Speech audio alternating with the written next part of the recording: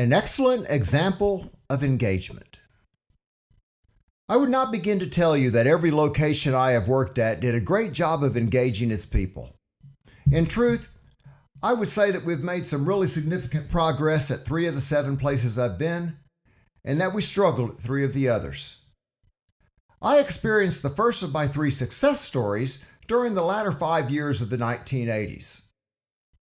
At this manufacturing location, I had the chance to see an effective employee engagement system work really well.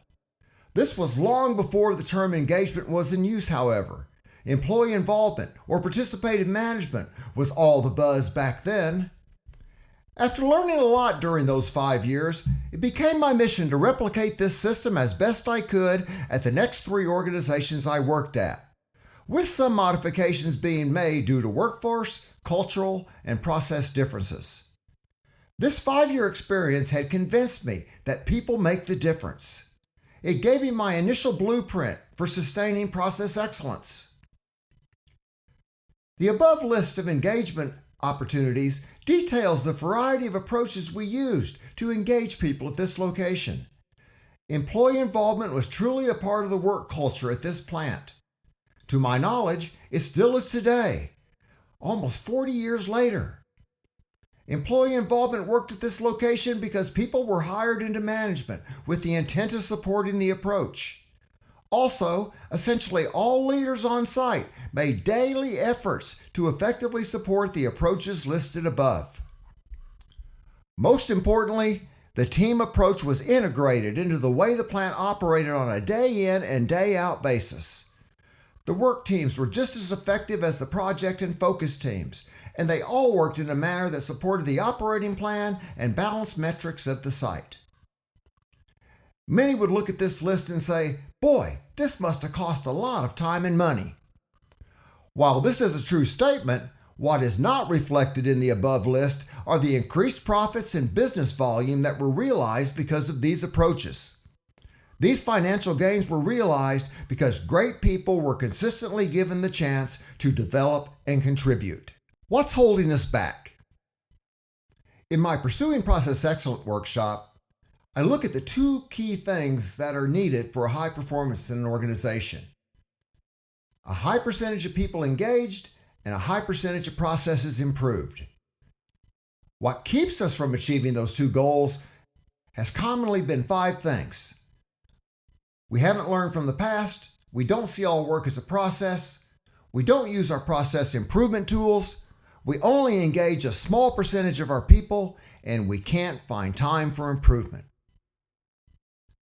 Actually, we should be there by now. Shewhart wrote his first book on statistical process control in 1934. Deming went to Japan in the 1950s to teach the Japanese about variation reduction because no one would listen to him in the United States. In 1981, over 35 years ago, the video "If Japan Can, Why Can't We?" ignited a massive total quality management movement across the United States. This movement included the formation of thousands of quality circles and the publishing of many books on the topic of process improvement. Reengineering became the fad of the 1990s, and Lean Six Sigma has become the initial process excellence fad of the 21st century.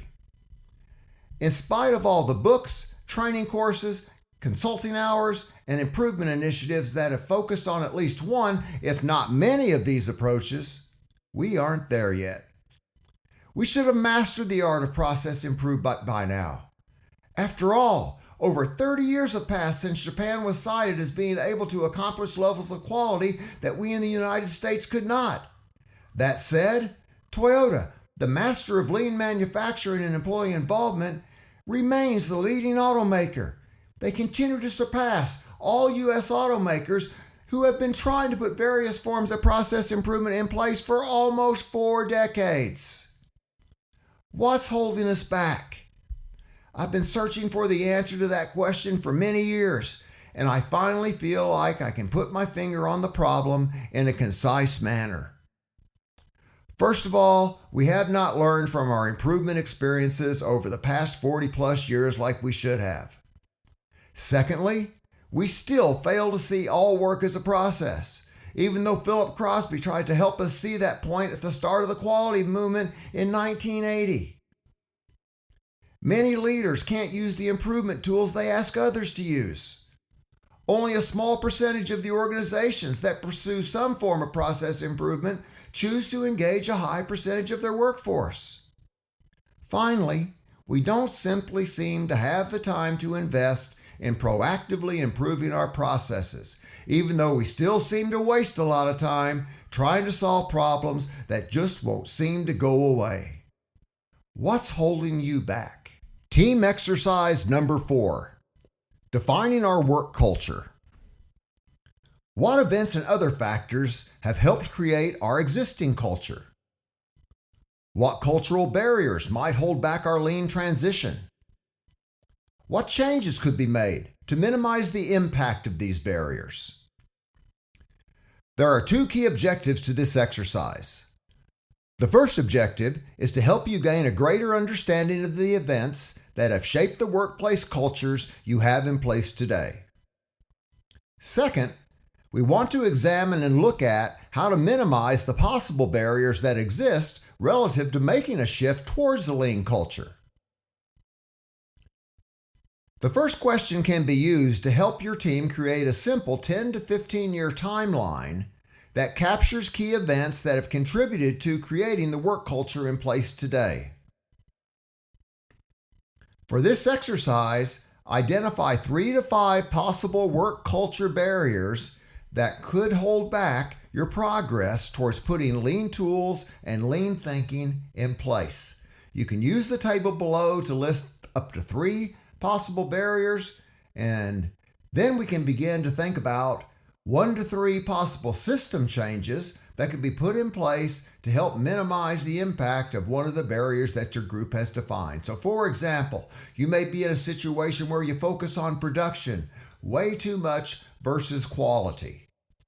One change we could make is make it clear that we have 2 key metrics that we look at each day to judge how well we are performing. We have to look at our service rate, but we also have to look at our service quality.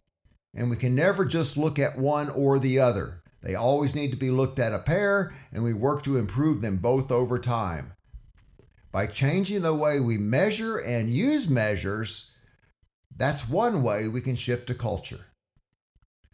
When your group share your work, your team might want to share the timeline and key events that shape the work culture in place. They may want to share the list of possible performance improvement barriers that they came up with. And most importantly, the key of the exercise is to define possible system changes that you can make to help reduce cultural barrier impact.